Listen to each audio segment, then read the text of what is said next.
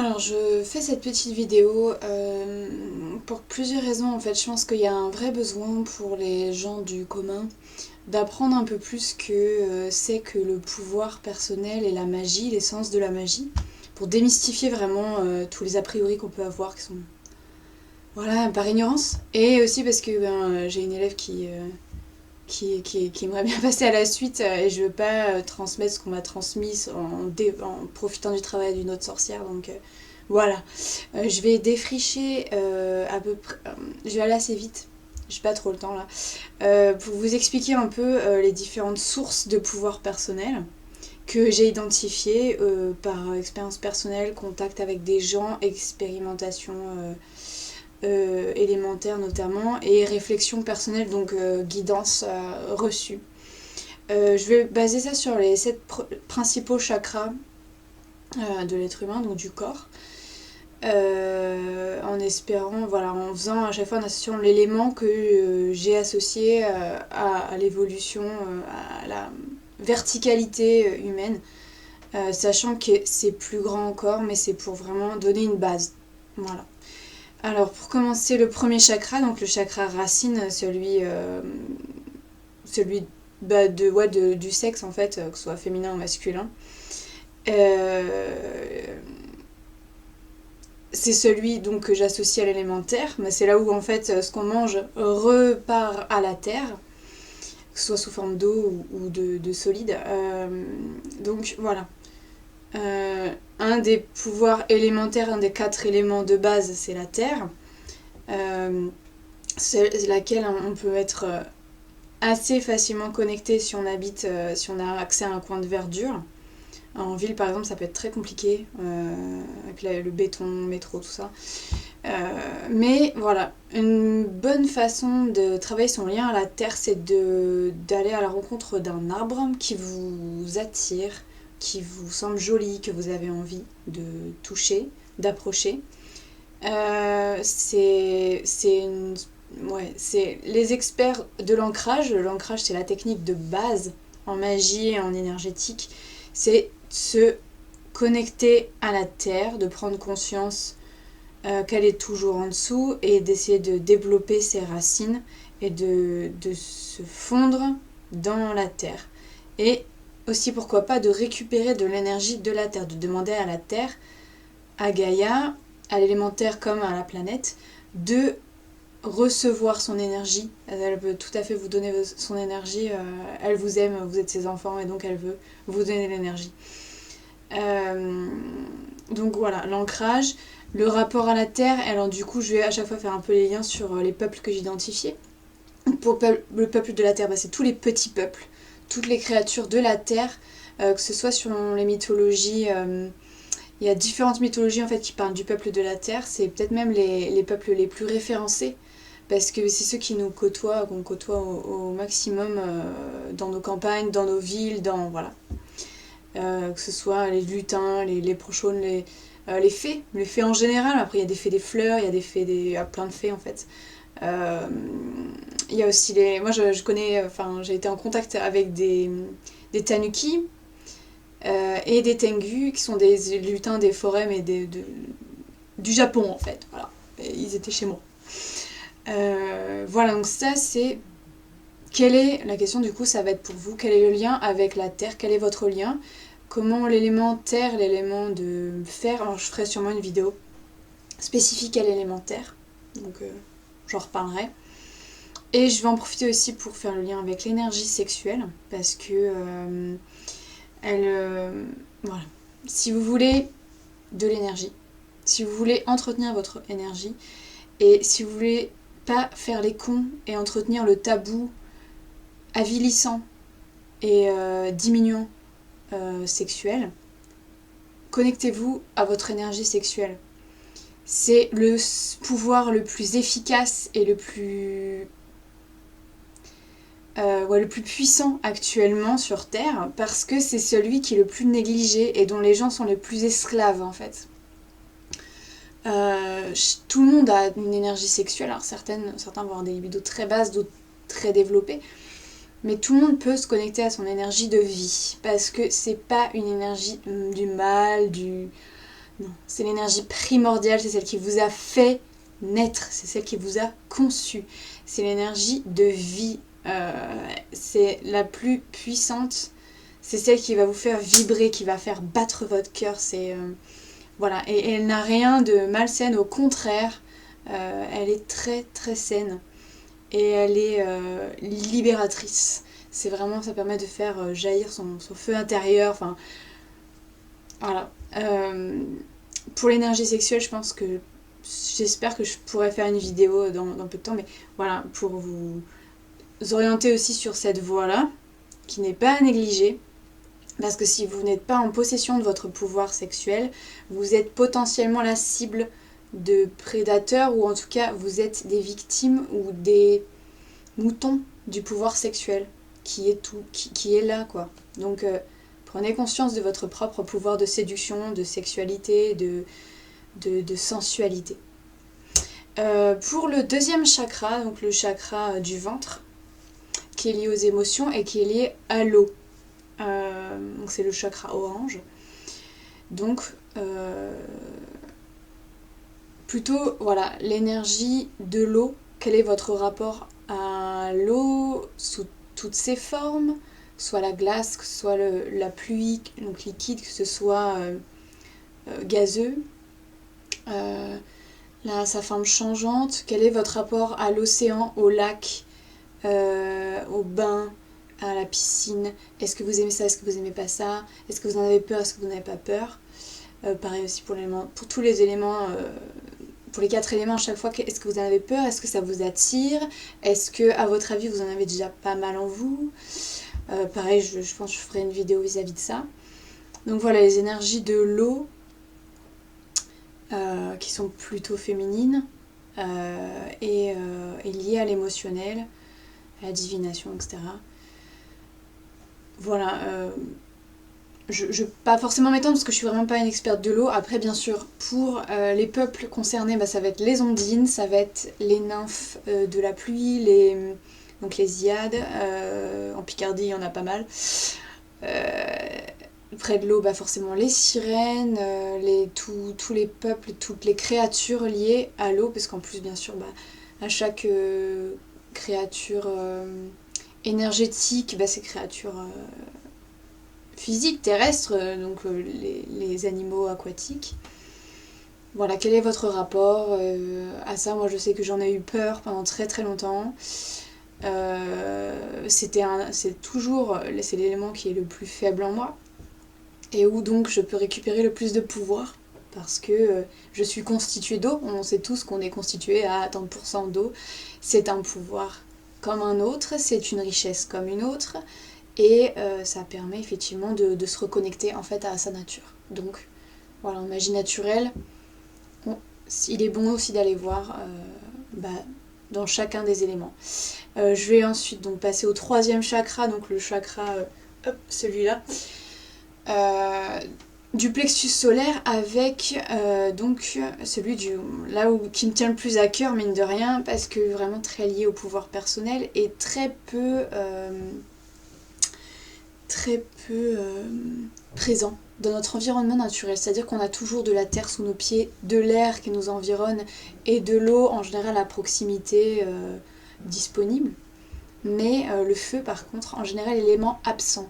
C'est-à-dire qu'il va être très présent en tant qu'électricité dans notre environnement technologique, mais le feu, vraiment la flamme, elle est souvent pas là. Et en hiver, on a vraiment, moi j'ai ce besoin d'avoir un feu de cheminée, d'avoir une bougie, quelque chose, parce que ce qu'on oublie en fait, c'est qu'on est constitué donc de terre, d'eau, d'air, mais notre feu, c'est le feu sacré de notre âme en fait. C'est ça qui génère, c'est l'étincelle de vie qui entraîne notre vitalité, et qui fait qu'on peut briller, mais de l'intérieur vraiment. C'est ça qui nous anime en fait, vraiment. Et quand on oublie qu'on est constitué de feu aussi, c'est là qu'on commence à déprimer et à pu être très conscient de sa propre puissance intérieure.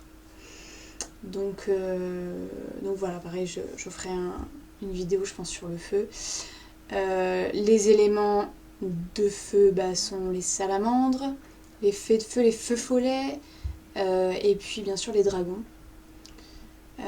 Et puis pour ce qui est des créatures de feu, il n'y en a pas tellement, justement. Encore une fois, c'est vraiment l'élément naturel le plus négligé dans notre société, dans notre environnement actuel.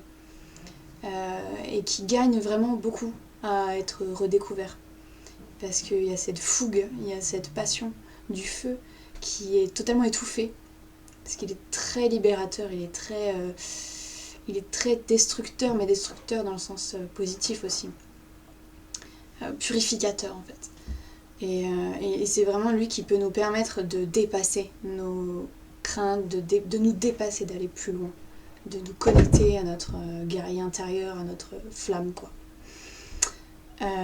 Donc ça c'était pour le 4e chakra. Ensuite le dernier, alors là pour vraiment c'est le chakra du cœur, ça va être donc l'air. Le dernier des 4 éléments de base du monde matériel. Donc l'air, le vent, l'esprit, c'est associé pas mal au nord. Enfin, on va éviter les correspondances. Moi j'ai beaucoup d'air dans mon caractère, genre très mental, etc. Très analytique, j'ai un signe d'air, je suis Gémeaux. Pour ce qui est des créatures de l'air, bah, ça va être plus ou moins les anges, mais surtout les sylphes, les fées, leur hautaine supérieure, enfin on va dire voilà un peu la royauté. Mais peut-être, oui, voilà, les créatures de l'air qui sont vraiment très aériennes, qui savent voler, qui sont mobiles et toujours présentes en fait. Il y a toujours de l'air dans notre environnement en général. Voilà pour, je dirais, les 4 principaux. Où en fait à chaque fois on peut s'interroger sur notre rapport à l'élément, en magie, mais personnellement aussi, bonsoir, comment on perçoit, ça c'est, faut que je me dépêche, comment on perçoit notre rapport en fait à cet élément. Donc dans tous les cas il y a du pouvoir à récupérer pour vous, si vous vous sentez proche, pas proche, travaillez avec cet élément. Ensuite, un pouvoir que j'ai identifié qui est donc lié au 5e chakra, la communication à la gorge, c'est l'éther.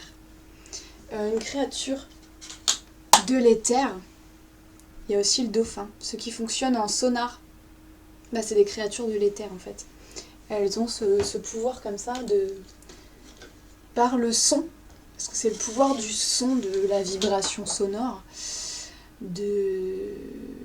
d'exister, de s'orienter, de vibrer, mais dans l'expressivité en fait.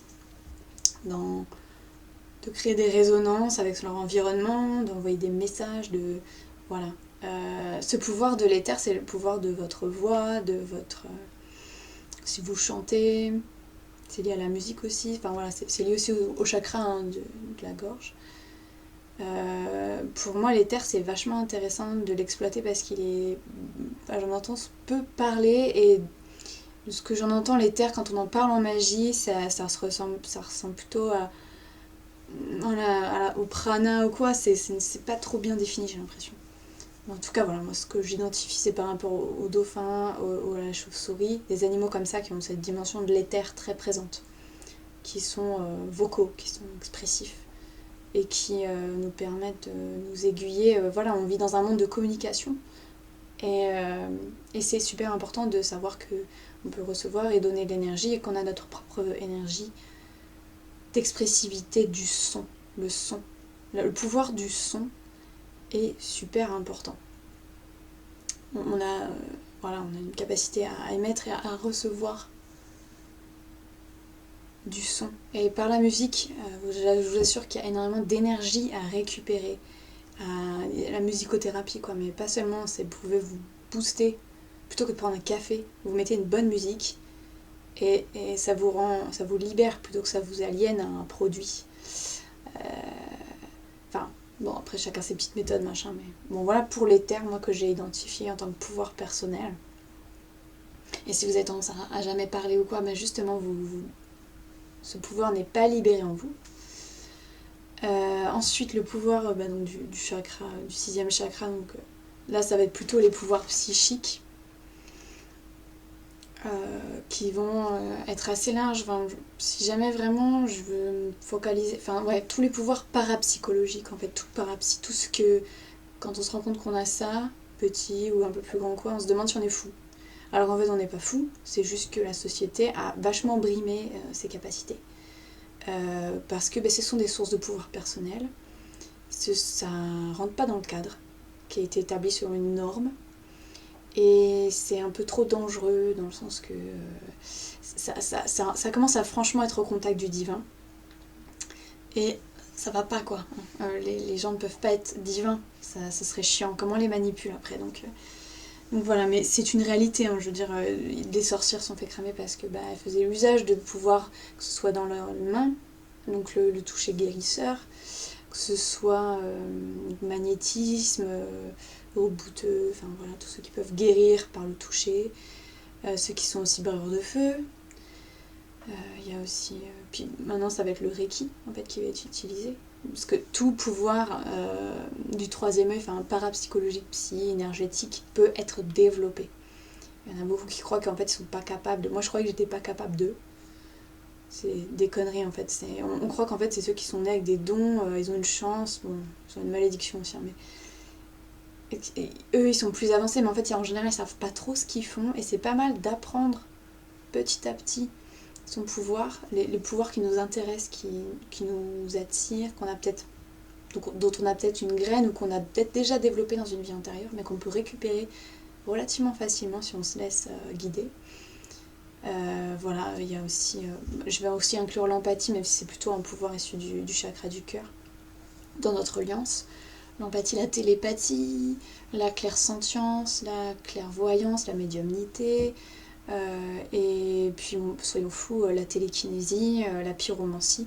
Je suis certaine que ça existe, mais voilà, c'est des niveaux de puissance personnelle qui sont vraiment encore plus extrêmes quoi. C'est vraiment si une personne fout le feu à un objet comme ça devant votre gueule, vous risquez de devenir taré. Enfin ça, il faut toujours se dire que voilà, on a les barrières mentales.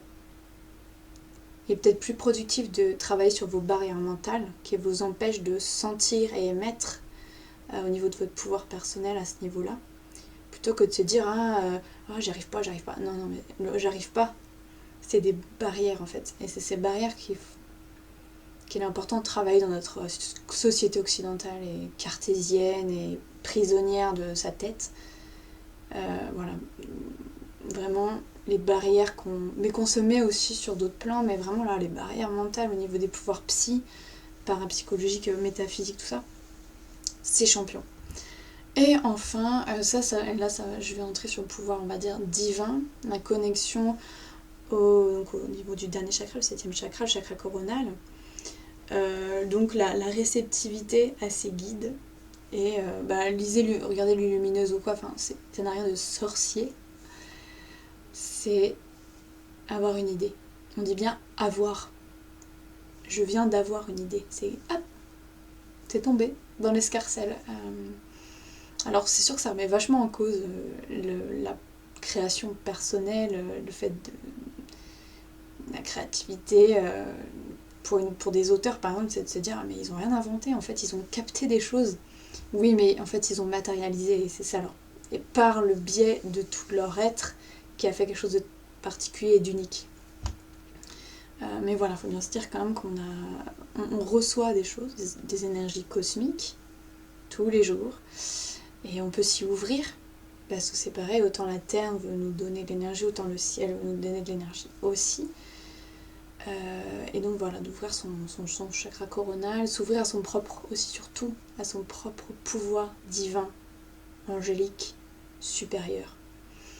De croire que les dieux sont à l'extérieur de soi, c'est le plus gros mensonge et la plus grosse manipulation qui puisse être par justement les entités primordiales, on va dire. Parce qu'en réalité, vous avez une partie du tout à l'intérieur de vous. Vous avez un dieu, en tout cas une partie de la source. Vous êtes une source de pouvoir personnel. Vous êtes votre propre divinité, votre propre guide. Et faites-vous confiance. S'il y a un guide, un être supérieur qui vous veut du bien, qui sait exactement ce qui est bon pour vous, qui est bon, le juge, et c'est par votre intuition que vous vous connectez à lui, et aussi par le cœur, un petit peu un mélange des deux. Vous pouvez ressentir si oui ou non c'est bon, ce que vous faites là, quelle est votre mission, tout ça est disponible pour vous. Il faut juste vous faire confiance. Voilà, donc ça c'est un peu un petit récapitulatif de tous les pouvoirs personnels intérieurs, mais aussi qui peuvent être récupérés de l'extérieur, qu'on peut travailler, qu'on peut étendre par différentes techniques. C'est rapide, il n'y a pas que ça, mais c'était mon petit débrief pour vous dire que vous êtes puissant. Et c'est en ignorant votre propre puissance que vous aliénez en fait. Il faut vraiment pouvoir, en tant que sorcier, être qui essaye d'évoluer, vous reconnecter à toutes ces parts de vous-même qui sont là. C'est sûr, elles sont là. Si ça vous intéresse, si ça vous attire, c'est votre âme qui vous dit vas-y, développe ton pouvoir. Je suis là pour toi. Tu vas trouver ta voie. Tu vas découvrir des trésors en toi. Et si vous avez peur, vous avez peut-être peur de votre pouvoir, de votre puissance. On a appris à avoir peur. On nous a dit le pouvoir c'est mal, on associe le pouvoir à quelque chose de mauvais. Alors qu'en fait, le pouvoir personnel est très très bon pour arrêter d'être aliéné, de croire qu'on est impuissant dans cette société, alors que rien n'est plus faux. Alors s'il vous plaît, interrogez-vous un petit peu, et si vous venez me voir sur messagerie, j'ai reçu mes coordonnées sous la vidéo. Essayez de vous reconnecter à votre pouvoir personnel. Le nombre de gens qui, sur des forums ou par des messageries ou quoi, qui finissent par dire « Ah ouais mais moi je fais des voyages astro en fait, ah ouais mais moi je fais ça ou il y a ça ». Vous imaginez pas le nombre de gens qui ont des pouvoirs psy. C'est super répandu maintenant. Le tabou c'est de pas en parler. Mais pareil, faites preuve, utilisez votre pouvoir de l'éther, communiquez et rétablissons les liens entre nous parce qu'il y a le pouvoir interpersonnel après qui rentre en ligne de compte. Mais ça c'est un autre thème. Alors voilà, donc n'hésitez pas, posez-vous des questions, renseignez-vous, posez-moi des questions, je suis disponible. Et n'hésitez pas surtout, aussi, si vous pouvez partager votre expérience en commentaire, ce serait vraiment génial parce que vraiment les gens se rendent pas compte à quel point il y a plein de gens qui ont des facultés et qui n'en parlent pas. Mais plus on en parlerait, plus ça deviendrait normal et on se sentirait pas mal, au contraire, on pourrait enseigner et transmettre des choses et on pourrait être bien avec nos dons. Voilà, alors je vous fais des gros bisous, j'espère que cette vidéo vous a plu, qu'elle est suffisamment claire. Si elle n'est pas claire, n'hésitez pas à le dire. Et puis j'espère que je ferai assez rapidement, surtout pour mon élève, la suite. Voilà, pour votre... Et puis surtout bonne reconnexion à vous-même, quoi. C'est la plus jolie quête qui soit.